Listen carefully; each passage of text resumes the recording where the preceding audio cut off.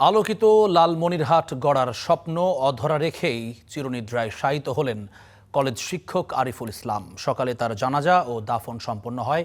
আরিফুল ইসলামের হত্যাকারীদের দৃষ্টান্তমূলক শাস্তির দাবি স্বজনদের। এদিকে রাজবাড়ীতে চা দোকানিতে হত্যার ঘটনায় মামলা দায়ের হয়েছে।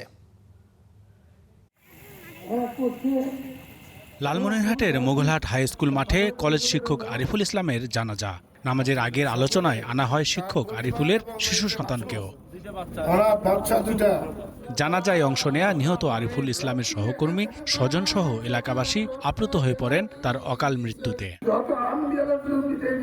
গত 1 আগস্ট অনলাইন ক্যাসিনো কারবারিদের হামলায় গুরুতর আহত হন কলেজ শিক্ষক আরিফুল ইসলাম। পরে ঢাকায় নেওয়া হলে চিকিৎসাধীন থাকার পর গত 21 আগস্ট মারা যান তিনি।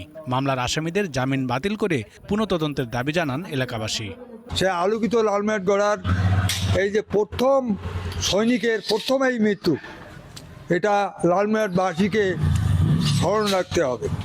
এই সন্ত্রাসীদেরকে গ্রেপ্তার করতে হবে এবং তাদেরকে আইনের আওতায় এনে আমরা দৃষ্টান্তমূলক বিচার লালমনিরহাটে আমরা স্থাপন করতে চাই। দৃষ্টান্তমূলক শাস্তি চাই এবং তাদের আইনের আওতায় এসে কঠোর শাস্তির মাধ্যমে যাতে মানুষ দেখতে পারে যে এইরকম হত্যাকাণ্ড করলে কেউ রেহাই পায় না। পরে জিরামপুরে পারিবারিক কবরস্থানে তার মরদেহ দাফন করা হয়। এদিকে রাজবাড়ীর গোয়ালন্দে এক চা দোকানিকে হত্যার ঘটনায় মামলা দায়ের করেছে তার পরিবার। শনিবার রাতে নিহতের বাবা বাদী হয়ে অজ্ঞাতনামা আসামিদের বিরুদ্ধে মামলাটি দায়ের করেন।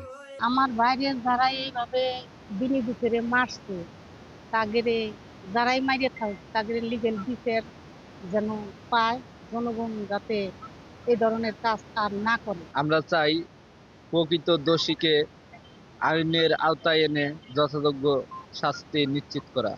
এই ঘটনায় 3 জনকে গ্রেপ্তার করা হয়েছে বলে জানিয়েছে police. Rizvi Habib, star news.